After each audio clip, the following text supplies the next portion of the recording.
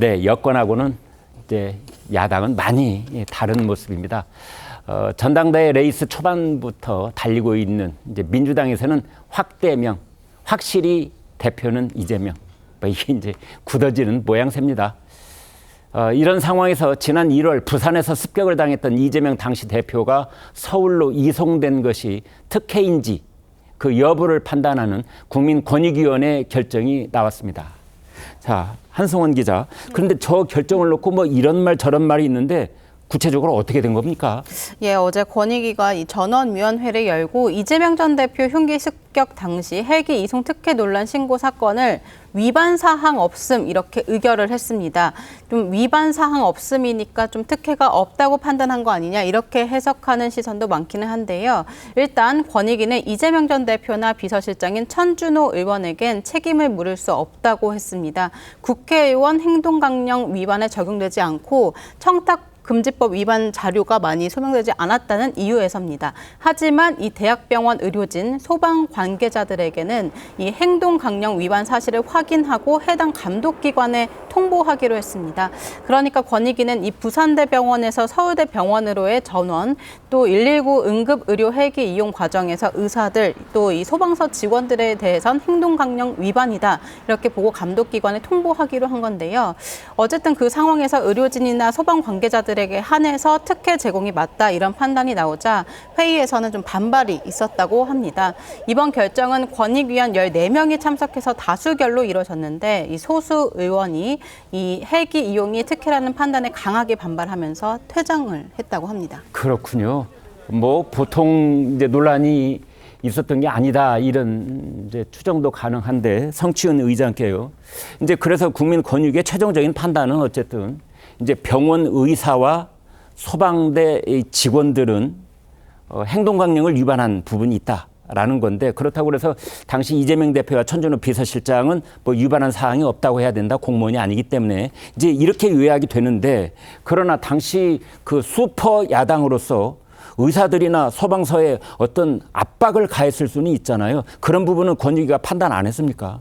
뭐 권익위가 그런 것들을 세세하게 판단하지 않았다라는 것은 이번에 이 결정하는 과정, 절차를 보면 얼마나 졸속으로 이루어졌는지가 보여지기 때문에 그런 것들을 세세하게 다루지 못했을 거로 보여집니다. 왜냐하면은 권익위의 이런 안건을 결정하기 위해서는 원래 권익위원들에게 4일 전, 나흘 전에 통보를 해줘야 됩니다. 네. 그러면서 내용에 대한 상세한 보고서를 제출해야 됩니다. 근데 지금 여기에 참고인 조사, 뭐 천준호 의원도 아주 그 중요한 참고인 아닙니까? 근데 천준호 의원에 대해서 17일 날, 그러니까 22일 날 회의가 이루어지고 20일 오전에 천준호 의원이 서면 답변서를 제출을 했습니다. 그 말은 뭐냐면 참고인의 답변서가 도착하기도 전에 위원들한테 이거 갖고 회의하겠다고 통보를 한 겁니다.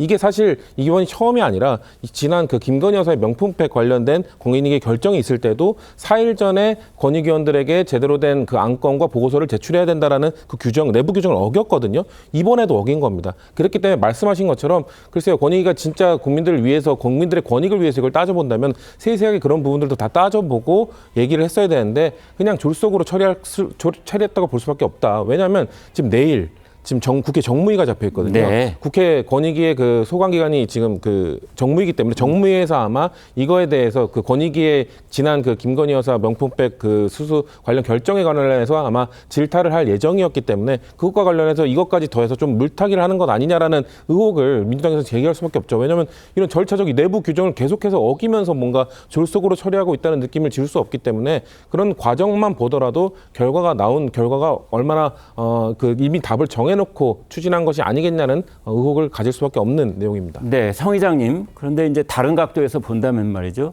그 병원 의사들이나 소방대원 입장에서는 아니 힘센 정치인은 놔두고 힘없는 우리 의사나 소방대원만 뭐 강령을 위반했다느니 이런 결정을 내는 것 아니냐. 그러니까 참 이렇게 항의할 수 있어요. 그렇죠. 저도 그렇게 생각합니다. 이게 네. 참 교묘하다고 해야 될까요? 사실상 이재명 대표와 천준호 실장도 잘못했다라는 결정을 내린 것인데 네. 국회의원이기 때문에 괜찮다. 라는 판결을 내려줌으로써 네. 그들에게는 억울하다는 국민들이 보시기에도 왜 그 사람들에게만 잘못했다고 하지? 라고 하면서 이재명 대표와 천준호 실장에게 오히려 그 잘못이 없다고 하는 것이 오히려 더 잘못이 있다는 이미지를 심어준 그런 결정을 내린 걸로밖에 볼 수 없거든요. 저는 그렇기 때문에 이번 아까 내용에 대한 부분도 문제고 절차에 대한 문제도 문제고 지금 권익위가 지금 이미 국민들 신뢰를 잃어가고 있는 과정이기 때문에 말씀하신 그런 부분들 글쎄요, 좀 더 아마 저는 내일 있을 정무위에서 그런 부분에 대해서도 그런 분들에 대한 억울함이나 이런 것들도 같이 풀어줄 수 있는 회의가 되지 않을까라는 생각을 해봅니다. 30초만. 네. 예.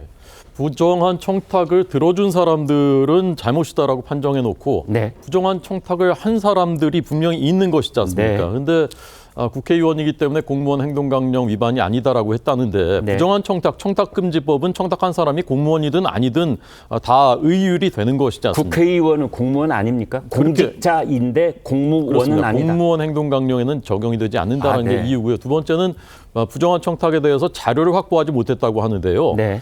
1분만 당시 상황 검색해 보면요. 정청래 의원 같은 분은 뭐라고 했냐. 목은 민감한 데니까 수술 잘하는 데 가서 수술해야 된다라고 취재진 앞에서 얘기를 했습니다.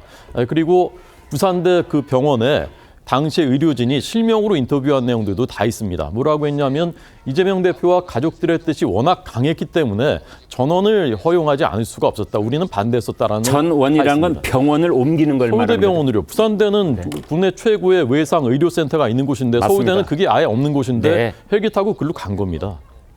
자, 이런 점들을 다 저희 시청자들께서 눈 밝게 살펴보고 계시리라 믿습니다.